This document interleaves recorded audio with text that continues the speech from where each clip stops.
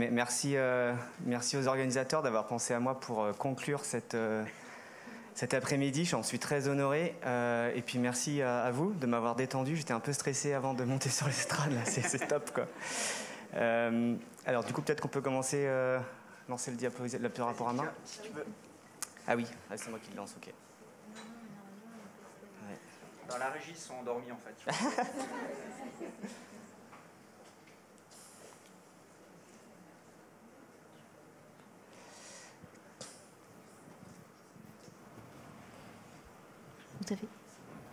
Vous avez trouvé la dernière présentation? Super. Donc aujourd'hui, moi, donc je suis Adrien Tussaud, je suis pneumologue et je m'occupe. Ouais, alors faut que je revienne en arrière, du coup, c'est là. Ouais, super. Voilà. Et je vais vous parler de mucoviscidose et de la révolution thérapeutique qui est en cours dans cette maladie. Très rapidement, la mucoviscidose, c'est une maladie génétique. C'est une maladie monogénique, c'est-à-dire un seul gène qui est responsable de la maladie et qui a une... Ah, c'est normal, d'accord. Okay. Elle a une transmission qui est autosomique récessive, c'est-à-dire qu'il faut les deux allèles du gène qui soient mutés pour que la maladie s'exprime. C'est la maladie la plus fréquente, enfin la maladie génétique la plus fréquente dans les populations caucasiennes, maladie grave, j'entends. Et en fait, il y a à peu près une personne sur 32 en France qui est porteuse saine, hétérozygote, donc c'est pas mal de monde. Et il y a à peu près 200 naissances par an en France de jeunes bébés atteints de mucoviscidose. Alors, c'est la mutation du gène CFTR, la protéine CFTR dont je vais vous parler juste après. Il y a plus de 2000 mutations qui ont été décrites, mais il est important de comprendre que la grande majorité des patients ont une mutation qui est la mutation delta F508, et dont plus de la moitié sont en fait porteurs de cette mutation à l'état homozygote. Donc en fait, c'est principalement celle-là qui a été ciblée. Alors je vais aller très rapidement. Protéine CFTR, c'est la protéine qui est défectueuse dans la mucoviscidose. C'est une très grosse protéine, on la retrouve à la membrane apicale des cellules épithéliales. Et un de ses rôles, notamment, c'est un canal chlore. Et le problème, c'est que quand le canal chlore ne marche pas, il y a, dans les os où il y a du mucus, où il y a du liquide, il y a une déshydratation de ce mucus. Et d'où d'ailleurs le terme de mucoviscidose, un mucus visqueux. Ces mutations génétiques ont été classifiées en 6 groupes qui correspondent en fait à la dysfonction qu'elles vont engendrer de la protéine. Alors certaines mutations, c'est un condostop, donc il n'y a pas du tout de protéines qui sont fabriquées. La mutation la plus fréquente delta F508, c'est la mutation de classe 2. En fait, la protéine, elle est fabriquée à moitié et il va y avoir un gros problème de transport de cette protéine à la membrane. Donc on ne retrouve pas de protéine à la membrane apicale et donc du coup, elle ne remplit pas sa fonction. Puis après, il y a d'autres classes de mutations. Et en fait, cette maladie, elle s'exprime là où il y a des cellules épithéliales et où il y a besoin de mucus, et en l'occurrence dans les bronches, mais aussi dans les sinus. Les glandes sudorypares, c'est d'ailleurs comme ça qu'on fait le diagnostic. Au niveau du pancréas, on a une insuffisance pancréatique exocrine, ils ne sécrètent pas d'enzymes pancréatiques et donc ils ont beaucoup de mal à digérer les aliments. Insuffisance pancréatique endocrine avec survenue de diabète. Il y a d'autres atteintes, mais ce sont les plus fréquentes. La maladie pulmonaire est en fait celle qui cause le plus de morbidité et de mortalité. Les patients ils meurent principalement d'insuffisance respiratoire. On a des sécrétions muqueuses, épaisses, visqueuses. On a une obstruction des voies aériennes distales. Il y a une inflammation, il y a une colonisation chronique à des germes méchants, Staphylococcus aureus, Pseudomonas aeruginosa, etc. Et en fait, ces infections chroniques, cette inflammation va aboutir à une dilatation des bronches, à une destruction du parenchyme pulmonaire et donc à une insuffisance respiratoire chronique. Et un autre problème qu'on a, c'est qu'on va traiter bien sûr ces infections respiratoires avec des antibiotiques. Alors initialement on peut utiliser des antibiotiques par voie orale, mais assez vite on va avoir des résistances, donc on utilise des voies intraveineuses et tout ça va altérer la qualité de vie des patients, va réduire notre efficacité à traiter les infections, et il y a d'autres pathogènes qui vont émerger plus embêtants, enfin en tout cas plus difficiles à traiter, comme l'aspergillus ou des mycobactéries atypiques. Vous avez ici un poumon normal. Allô? Oui. Vous avez ici donc un poumon normal, je ne vais pas vous faire l'injure de vous faire la description. Ici, un poumon d'une patiente, en l'occurrence atteinte de mucoviscidose, où on voit les petits ronds, là, ce sont des dilatations des bronches un peu plus étendues à ce niveau-là, ça atteint surtout les parties supérieures du poumon. Et là, on est notre patiente au stade terminal, il n'y a pas besoin d'être un pneumologue ou un radiologue avisé pour voir que ce scanner est tout à fait catastrophique. C'était vraiment en pré-greffe. La prise en charge classique, elle est globale. Elle se fait dans des équipes pluridisciplinaires avec pneumologues, diététiciens, diabétologues, kinés, etc. Le traitement, il est dès la naissance. Et en fait, c'est ce traitement et cette prise en charge dès la naissance, notamment de la nutrition, la mise en place des enzymes pancréatiques, etc., qui a fait qu'on a amélioré l'espérance de vie des patients depuis les années 40 où la maladie a été décrite. Éducation thérapeutique, c'est bien le patient qui est responsable de son traitement. S'il ne veut pas le faire, nous, on n'est pas capable de faire grand-chose. Un suivi régulier, surveillance de l'observance et surtout respect de la qualité de vie. Parce qu'il y a toute une constellation en fait autour de ce bébé, mais c'est vrai aussi chez le patient adulte.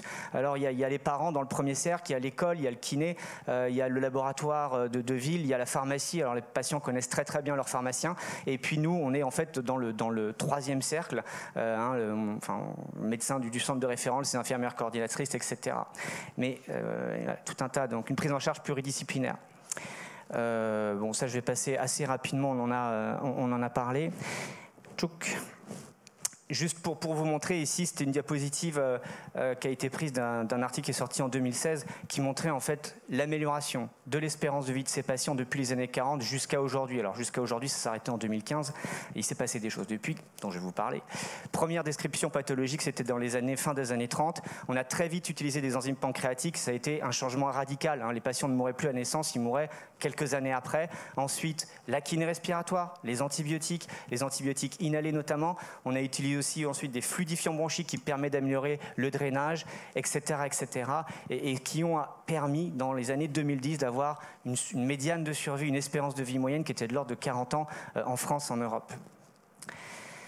Alors, un petit rappel historique, dans les années 80 a été identifié ce gène CFTR, le gène de la mucoviscidose. Et alors, vous avez ici le Science, le petit gamin à l'époque pour lequel on avait beaucoup d'espoir. On a eu raison de l'avoir de l'espoir à cette époque parce que en 2015, ce garçon était toujours en vie et c'est lui qui porte le journal. À cette époque-là, cependant, on avait un autre espoir. C'était celui de la thérapie génique. On s'est dit, youpla boum, on a le gène, on va faire de la thérapie génique, on va insérer le gène dans les cellules et la maladie est guérie. En fait, ça a été une succession d'échecs et de déceptions. Alors, 26 essais cliniques, 450 patients, c'était surtout des petites études avec des petites cohortes de patients, beaucoup d'études de safety, on n'allait pas forcément regarder l'efficacité et finalement pas de résultats concluants, peu efficaces. Alors pourquoi ? Deux raisons, c'est très très très compliqué à mettre en place un essai de thérapie génique, c'est hyper coûteux, ça c'est la première chose. Et la deuxième chose, c'est qu'en fait on a de grosses difficultés à faire le transfert de gènes. Finalement le transfert de gènes, c'est pas très efficace, donc du coup, voilà, ça explique en tout cas cet échec-là. Cela étant dit, il y a encore de la recherche très active dans ce domaine-là, notamment avec une technique qui s'appelle CRISPR-Cas9, bon, je ne vais pas vous parler aujourd'hui, mais qui est très prometteuse. Et il y a aussi une recherche importante sur les vecteurs viraux qui permettaient d'intégrer de l'ADN aux cellules et qui a notamment été très utilisé dans les vaccins Covid ARN récemment. Donc ça n'a pas servi à rien. Et en fait, en 2012, nouvelle étape dans la prise en charge des patients atteints de mucoviscidose. L'année d'avant était sorti dans le New England, c'était un gros papier, d'un traitement dit potentiateur. Alors, on englobe en fait ces traitements dont je vous parlais sous le terme de modulateur. Ça module la fonction de la protéine. On ne va pas réagir au niveau du gène, on va essayer juste d'améliorer la fonction de la protéine avec des molécules chimiques. Et en l'occurrence, c'est la première qui a été utilisée, c'est l'ivacaftor. Ça concernait uniquement les patients qui étaient porteuses de la mutation G551D. On s'en moque un petit peu, c'était 5% de la population des patients atteints de mucoviscidose. Ça, c'est plus important. Et ce que ça arrivait à faire, c'est qu'en quelques semaines, la fonction respiratoire s'améliorait de façon très significative, 13% sur le VMS en moyenne. Et l'autre chose qui était très importante, c'est qu'il y avait un nombre d'exacerbations qui était nettement inférieur comparé contre placebo. Ça veut dire qu'ils amélioraient leur fonction respiratoire et en plus, ils faisaient plus d'infections, beaucoup moins d'infections. Ça veut dire qu'on la fonction respiratoire, de fait, s'améliorait, mais allait mettre beaucoup plus de temps à se dégrader. Ça, c'était la première étape. La deuxième étape, c'est quelques années plus tard, où là, on va avoir un traitement qui va cibler la mutation delta F508. En l'occurrence, à l'état homozygote, les patients hétérozygotes n'étaient pas éligibles. On était un peu déçus, parce qu'on n'avait pas de 13% d'augmentation de la fonction respiratoire, mais uniquement 3%. C'était quand même ça. Mais là encore, ça permettait aussi de réduire le nombre d'exacerbations. Donc une amélioration aussi de la qualité de vie. Et en fait, 6 ans plus tard, ce qu'on se rend compte, c'est que ces patients-là se sont très franchement stabilisés et au long cours.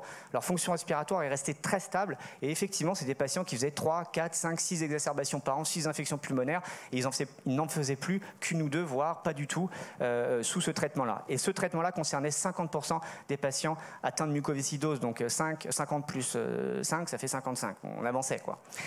Et la dernière grosse révolution, et alors on en est très très optimiste, on l'était déjà à l'époque, parce que ça c'est tout ce qu'il y avait dans les pipelines des différents laboratoires qui travaillaient sur la mucoviscidose. Donc il y a beaucoup de molécules qui sont en cours d'analyse, et une notamment ici. Je ne vais pas vous la montrer, mais bon bref, c'est la trithérapie. Alors trithérapie, c'est vrai que nos générations, on parle plutôt du VIH, mais là c'est bien de la mucoviscidose dont on parle. Elaxacaftor, Tezacaftor, Ivacaftor. En fait, il y a une association à la fois de traitements correcteurs qui vont permettre de transporter les protéines qui sont défectueuses à la membrane, et aussi d'améliorer la fonction une fois qu'elles sont à la membrane, de faire en sorte qu'elles soient plus efficaces plus longtemps. C'est un traitement, je ne l'ai pas précisé, qui est un traitement médicamenteux. Ce sont des gélules à prendre le matin et le soir. Donc c'est pas très compliqué. 403 patients dans cette étude-là, ils les ont traités pendant 4 semaines et pas plus longtemps, parce qu'en fait ils jugeaient non éthique que le groupe placebo ne puisse pas bénéficier du traitement avant. Et ces patients-là, donc à la fois les delta F508 homozygotes, mais aussi tous les patients porteurs de la mutation homozygote, delta F508 à l'état hétérozygote. Et donc là, on passe non plus à 50%, mais à 85% de la population atteinte de mucoviscidose. Il y avait une très franche amélioration de la fonction respiratoire, 13,6%, moins 0,2 pour le groupe placebo, ça c'est attendu. Et là encore, on réduisait les exacerbations, on réduisait les symptômes cliniques, on améliorait aussi l'indice de masse corporelle. Donc une très forte efficacité, et nous on ne l'avait pas forcément vu, enfin on l'avait vu dans l'étude, on était très optimiste, et en fait on a été, le terme de miraculeux, nouvelle vie, ressort dans la bouche des patients quand on a mis en route ce traitement. Je vais vous donner un cas clinique juste après. Donc voilà la petite historique là, administrative. Ivacaftor en 2012, en 2016 l'Ivacaftor, l'Umacaftor, et la NSM qui a ouvert une autorisation temporaire d'utilisation pour cette trithérapie fin 2019. Et donc fin 2019, moi j'avais un patient qui était ultra motivé, il était prêt à partir aux États-Unis pour avoir le traitement, il avait la nationalité américaine aussi, et donc il me poussait pour essayer d'avoir le traitement compassionnel, tout ça. Fin 2019, le laboratoire m'appelle, me dit l'ATU tombe, c'est bon, vous allez pouvoir délivrer le traitement à vos patients pour ceux qui sont éligibles. Alors ce patient en l'occurrence, il était hétérozygote, delta F508, une autre mutation, il avait un VMS à 30% de la normale, il était très très très grave, et surtout, alors j'ai pas menti, hein, là c'est 10 exacerbations en 2019, dont 6 traitées par voie intraveineuse. Il avait une qualité de vie qui était catastrophique. Il était colonisé à des germes qui commençaient à devenir très résistants, et en fait les antibiotiques qu'on faisait n'étaient plus vraiment efficaces, on ne voyait pas trop ce qu'on arrivait à améliorer. Altération progressive de l'état général, il avait une toux nocturne qui l'empêchait de dormir, donc il ne dormait pas, donc il était fatigué, donc il n'arrivait plus à faire quoi que ce soit, et il a dû arrêter son activité professionnelle ainsi que ses activités physiques. Il était éligible à l'ATU, il était au taquet, et en fait il avait son billet d'avion pour New York où il devait aller choper le Trikefta, coronavirus, non, enfin encore.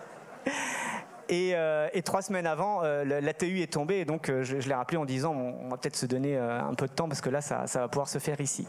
Donc là vous avez l'évolution de sa fonction respiratoire qui était entre 30, 40, 30, 32%, bon, c'était un peu la cata.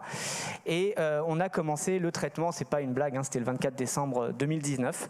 Et moi je l'ai revu 10 jours plus tard où il avait augmenté sa fonction respiratoire de plus de 20%. On était à 50-55% de VEMS, ce qui est proprement miraculeux dans la vie d'un patient, quoi. Et l'histoire qu'il nous raconte est vraiment très très caricaturale, parce que pour les patients qui ont suivi, c'était exactement la même chose à chaque fois, c'est-à-dire qu'il y avait 2-3 jours de purge, c'est-à-dire ils commençaient leur traitement et tout de suite ils se mettaient à cracher tripes et boyaux. Ça durait 2 jours, au bout de 2 jours ça s'arrêtait, et c'est comme s'il y avait un assèchement qu'ils avaient toussé et tout ce qu'ils avaient à dégager, puis après ça s'arrête. Alors ce patient-là, lui, a eu des troubles digestifs pendant une semaine que moi j'ai attribué à un déséquilibre des enzymes pancréatiques, parce que du coup il en avait peut-être un peu moins moins besoin. Enfin, bon, quoi qu'il en soit, ça a duré une semaine, puis ça s'est rétabli. Et moi, je l'ai vu un peu de temps après, où lui, de toute façon, savait qu'il était beaucoup mieux parce qu'il arrivait à faire beaucoup plus de choses, il était beaucoup moins essoufflé. Et surtout, il se remettait à dormir parce qu'il ne toussait plus. L'effet est prolongé et maintenant on a plus d'1 an de recul pour les patients qu'on a mis sous Trikafta.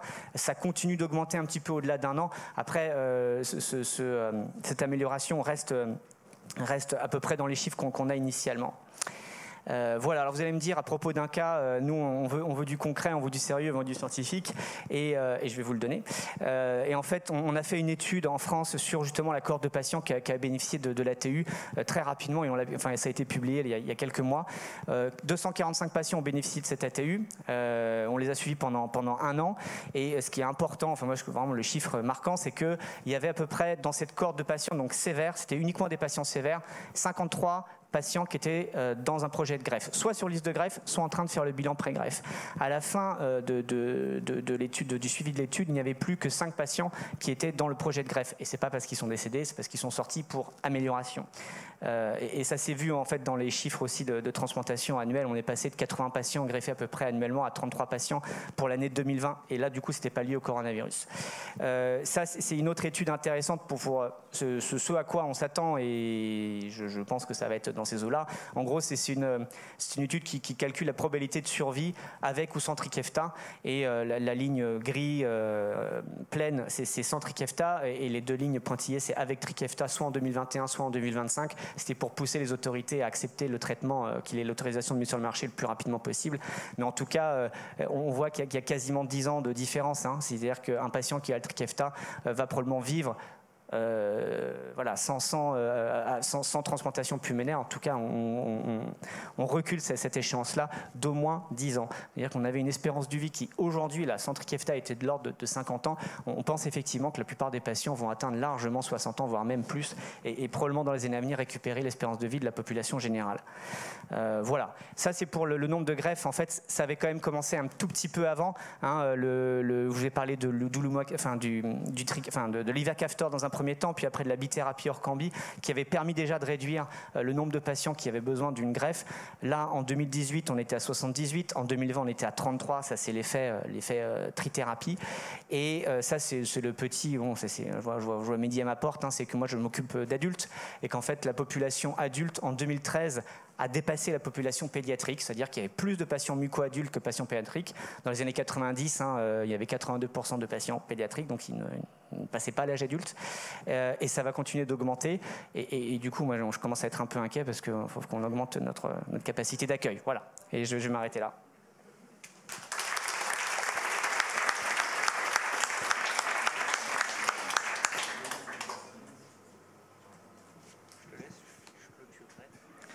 T'as pas de micro? Non. Bon, merci beaucoup pour ces 3 présentations pleines d'espoir. Est-ce qu'il y a des questions pour les uns ou les autres? Gilles. À titre indicatif, pour la trithérapie, quel est le coût de cette... Très bonne question. En fait, les personnes qui ont développé ce traitement-là, c'est les mêmes qui ont développé le gène. Je ne dis pas qu'ils ont basculé du mauvais côté, mais... Bref, l'ivacaftor, c'est 17 000 € par mois. L'Orkambi, c'est 15 000 € par mois. Et pour la trithérapie, on est à 20 000 € par mois. C'est considérable. C'est hallucinant. C'est le... Par mois, ouais, c'est ça le problème. Ouais, le coût d'une greffe en fait. Le coût d'une greffe, c'est 80, je crois que c'est 80 000 €. Enfin, c'est remboursé 80 000 € pour le geste. Mais ça inclut pas les traitements immunosuppresseurs, la corticothérapie. Non, alors effectivement, les négociations sont en cours et ça bloque un peu, bien sûr, là-dessus. Après, il y a effectivement le coût économique, mais je pense qu'est pris en considération aussi l'amélioration de la qualité de vie des patients et tout ce que ça peut engendrer pour eux. Mais malgré tout, au sein de la communauté médicale, ça heurte. Moi, je trouve ça scandaleux. Hein. Mais bon, choquant. Après, voilà, c'est très choquant. Ouais. Mais d'un autre côté, c'est des gens qui vont... Enfin, parmi tes patients, t'en as qui ont pu probablement reprendre le travail alors qu'ils ne travaillaient plus. Voilà, il y a des considérations... Je pense que que la sécurité sociale, effectivement, est dans ces considérations-là. En tout cas, c'est-à-dire que si on paye, parce qu'effectivement, la plupart de ces patients ne travaillent pas ou travaillent à mi-temps. À partir de l'âge de 40 ans, c'est des patients qui, sans traitement, sont des patients qui sont insuffisants respiratoires, donc qui ont un coût, effectivement, pour la société. Ça, c'est clair. Oui. Donc, je pense que les négociations en cours doivent avoir lieu là-dessus, justement, sur quel est le prix qui semble raisonnable pour la société. C'est... oui. À partir de quel âge vous le démarrez ?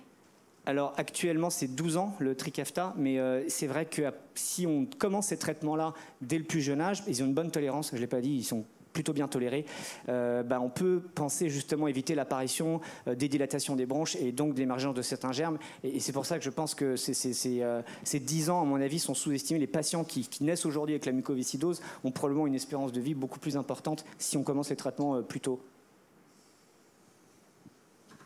Oui. David. Damien. Merci Adrien et merci aux orateurs pour les topos, c'était très intéressant. Je pense que c'était tout à fait dans le thème là, de la médecine de demain, là, parce que ça illustre bien côté pneumologique toutes les avancées qu'il y a dans le cadre notamment des maladies génétiques. Et en faisant le parallèle un petit peu avec la cardiologie, on voit que dans toutes les maladies génétiques fréquentes, on va de plus en plus on connaît de plus en plus le mécanisme physiopathe, on arrive à développer des médicaments qui sont soit sur les protéines ou soit directement sur les gènes, notamment les modulateurs de la myosine pour les CMH ou les CMD. Donc en fait finalement on a l'impression que petit à petit, probablement c'est peut-être un peu futuriste, mais dans les 10-15 prochaines années, toutes les maladies fréquentes génétiques auront des traitements qui vont quasiment pallier au déficit. Et donc on va finalement arriver vers l'éradication presque des maladies génétiques et il va nous rester que les maladies on va dire d'hygiène de vie, le tabagisme, l'obésité à gérer.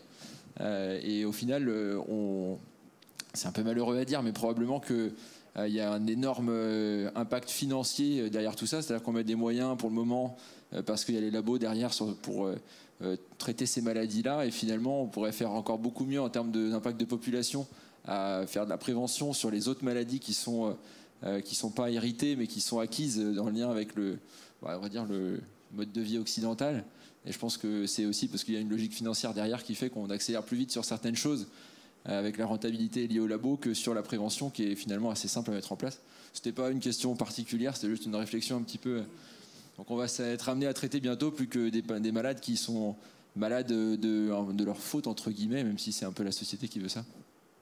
Voilà. Et je pense que la médecine de demain, au final, clairement là ça évolue tellement vite, on voit d'année en année, on a une accélération du fait qu'on comprend tout de mieux en mieux, qui fait que clairement dans 10 ans ou dans 15 ans on ne traitera pas les mêmes maladies et pas les mêmes malades que... Tout à fait. Et la médecine de demain, en fait, elle a plusieurs aspects. C'était un petit peu à l'image du panel de cette dernière session avec de la thérapie ciblée où on va dans la mécanistique de la maladie, de la prévention pour limiter l'impact des actes qu'on va pouvoir avoir, la préhabilitation, de la préparation des patients. On n'envoie plus quelqu'un à la chirurgie ou des procédures invasives sans se poser la question du bénéfice, du rapport bénéfice-risque.